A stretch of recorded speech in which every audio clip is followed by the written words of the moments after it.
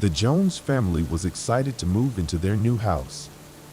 It was a large, beautiful home with a big yard and plenty of space for their family of 4. The realtor had told them that it had been built on an old burial ground, but the family had dismissed it as a harmless superstition. As the family began to settle in, strange things began to happen. Objects would move on their own. Doors would slam shut, and they heard strange noises coming from the walls. At first, they thought it was just their imagination, but as the occurrences became more frequent, they began to suspect that something was amiss. One night, while the family was asleep, they were awoken by the sound of something scratching at their bedroom door. As they got up to investigate, they saw the door slowly creak open, revealing a dark figure standing in the doorway. They tried to scream, but no sound came out. The figure slowly approached them, and as it got closer, they realized that it was the ghost of a Native American warrior. The warrior spoke to them in a language they didn't understand, but his message was clear. They were living on a cursed burial ground, and unless they found a way to break the curse, they would be consumed by it.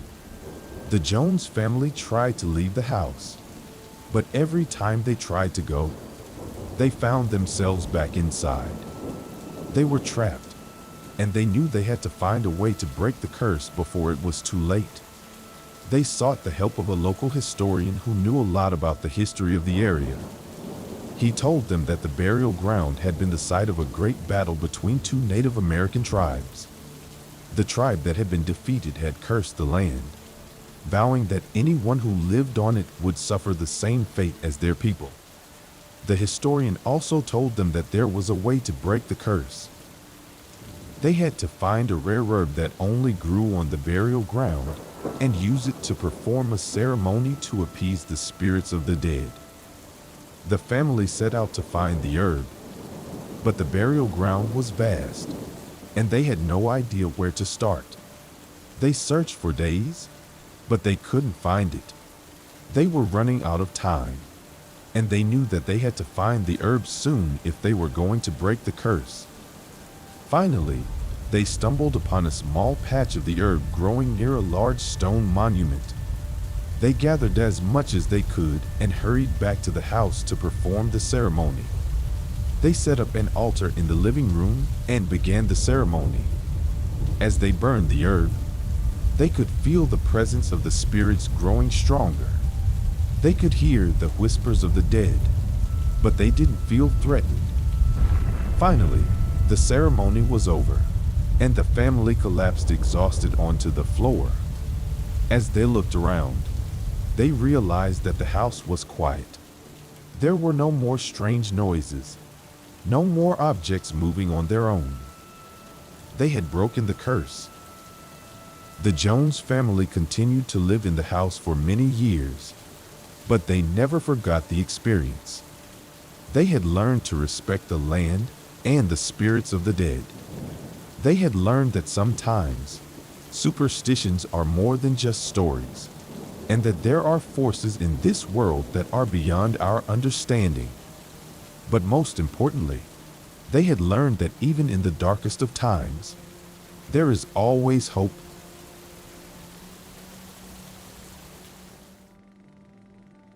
It was a dark and foggy night, and the only sound that could be heard was the gentle flow of the river.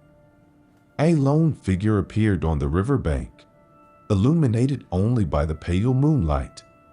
It was a woman, dressed in a tattered white gown, her long hair whipping around her face in the wind.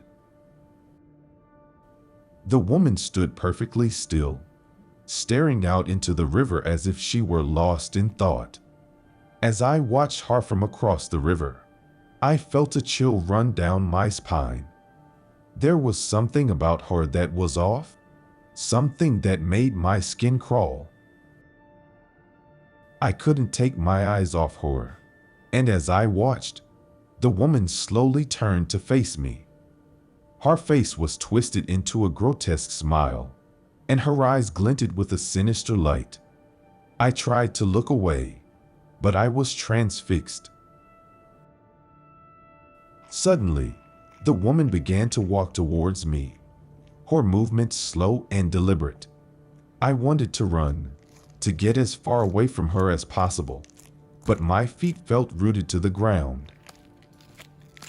As the woman drew closer, I could see that her skin was pale and almost translucent. Her fingers were long and bony, like the talons of a bird of prey. Her eyes never left mine as she approached, and I felt a wave of terror wash over me. When the woman was just a few feet away, she stopped and tilted her head, as if studying me. Her breath was cold and smelled of decay, and I felt a scream building in my throat. Suddenly, the woman lunged at me, her hands reaching out to grab me. I stumbled backwards, tripping over a rock and falling to the ground. The woman continued to advance, her eyes fixed on me. I scrambled to my feet and ran as fast as I could, my heart pounding in my chest.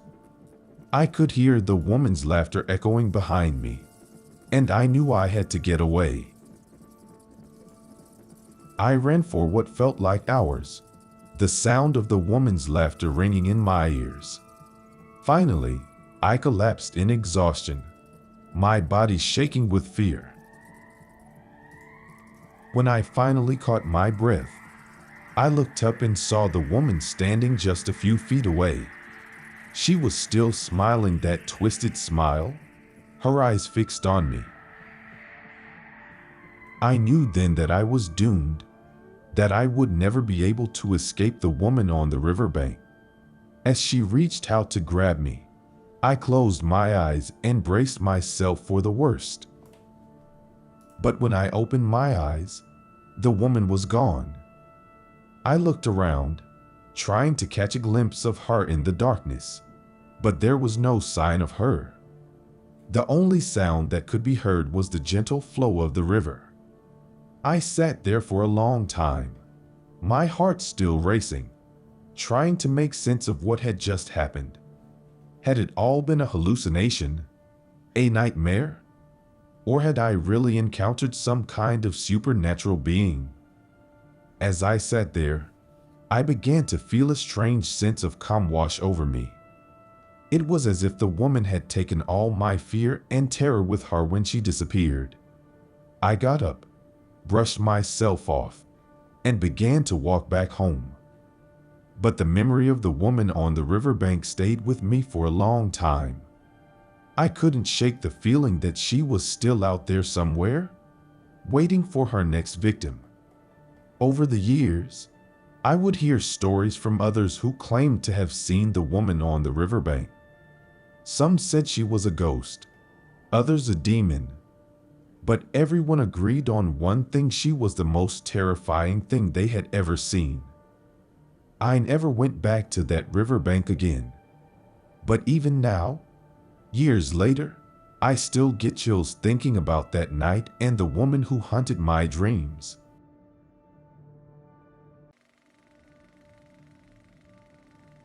Oliver had always been an adventurous person. He loved exploring new places and experiencing the thrill of the unknown. So when he heard about the remote woods in the northern part of the country, he knew he had to visit. Oliver packed his backpack with all the essentials he would need for a few days and set off on his journey. The drive to the woods was long and winding. The roads were narrow, and the trees seemed to tower over him, blocking out the sun. But Oliver was determined to reach his destination. He had heard that the woods were home to some of the most beautiful scenery in the country, and he couldn't wait to see it for himself. After several hours of driving, Oliver finally reached the entrance to the woods. The gate was old and rusty, and it creaked loudly as he pushed it open. He stepped out of his car and took a deep breath of the fresh, crisp air. It was quiet, except for the sound of birds chirping in the distance. Oliver felt a sense of excitement building up inside him as he set off into the woods. The first few hours of his hike were uneventful. Oliver followed the trail, which wound its way through the trees. The scenery was breathtaking, and he stopped every now and then to take a picture or admire the view. He was in his element, completely at ease in the wilderness. As night fell, Oliver made camp in a small clearing he had found. He built a fire and cooked a simple meal of canned beans and rice. He sat by the fire, enjoying the warmth and the sound of the crackling flames. He had brought a book with him and settled down to read by the light of the fire. But as he read, he became aware of a strange feeling. It was as if he was being watched. He looked up, but he couldn't see anything in the darkness beyond the firelight. He shrugged it off and went back to his book. The feeling persisted, though, and Oliver found it hard to concentrate on his reading. He decided to turn in early and get some rest. He crawled into his sleeping bag and closed his eyes, but he couldn't shake the feeling that he wasn't alone in the woods. In the middle of the night, Oliver was awoken by a loud rustling sound. He sat up, his heart racing. He listened carefully, but the sound had stopped. He reached for his flashlight and shone it around the clearing. There was nothing there. He told himself that it was probably just an animal, but he couldn't shake the feeling of unease. The next morning, Oliver packed up his camp and continued on his hike. He had planned to spend another night in the woods before heading back, but after the previous night's events, he was eager to get out of the woods as soon as possible. As he walked, Oliver noticed that the trees were becoming denser, and the trail was becoming harder to follow. He had a map and compass, but he couldn't seem to get his bearings. He checked the map again and again, but it didn't make sense. He should have been back at the entrance to the woods by now, but he was hopelessly lost. Oliver tried to stay calm. He knew that panicking wouldn't help him, and he needed to think clearly to find his way out. He decided to retrace his steps and try to find the trail again. But as he walked, he realized that he was going in circles. He was lost, completely and utterly lost. Panic started to set in, and Oliver began to feel like he was in a nightmare. He had never felt so alone and helpless in his life. Days turned into weeks, and Oliver was still lost in the woods. Oliver's once adventurous spirit was now filled with fear and desperation. He had run out of food and water, and his clothes were torn and tattered. He had lost all track of time, and each day felt like an endless cycle of wandering through the same trees and searching for any signs of civilization. He tried to conserve his energy and resources, but it was a losing battle. His mind was clouded with hunger and dehydration, and his body was weak from exhaustion. Each step was a struggle, and he often collapsed onto the ground, too weak to go any further. The woods had become his prison, and Oliver was its captive. He had no way to communicate with the outside world, and he knew that his chances of survival were diminishing with each passing day. As he stumbled through the woods, Oliver's thoughts turned to his family and friends. He wondered if they were searching for him, or if they had given up hope. He hoped that they knew how much he loved them, and that they wouldn't blame themselves for his disappearance. But as the days went by, Oliver began to lose hope. He had resigned himself to his fate, and he knew that he would die in the woods. He found a secluded spot under a large tree, and he sat down to rest. He closed his eyes and waited for the end. But just as he was about to give up, he heard a faint sound in the distance. It was the sound of a helicopter, and it was getting closer. Oliver couldn't believe it. He stumbled to his feet and stumbled towards the sound. He emerged from the trees and saw a rescue team hovering overhead. They lowered a basket down to him, and he climbed in. He was too weak to say anything, but he felt a surge of relief and gratitude. As the helicopter took off, Oliver looked down at the woods below. It was the last time he would ever see them. Oliver was taken to a nearby hospital, where he was treated for dehydration and malnutrition. His family and friends rushed to his side, and they were overjoyed to see him alive. Oliver told them about his ordeal, and they listened in disbelief. After he recovered, Oliver returned home, but he was never the same. The woods had left a permanent mark on him, and he was haunted by his experience. He became more cautious and reserved, and he avoided any situations that might put him in danger. But even though the woods had taken so much from him, they had also given him a gift. They had shown him the true value of life and the importance of family and friends. Oliver would never forget the lessons he had learned, and he would always cherish the memories of his adventure, no matter how harrowing they may have been.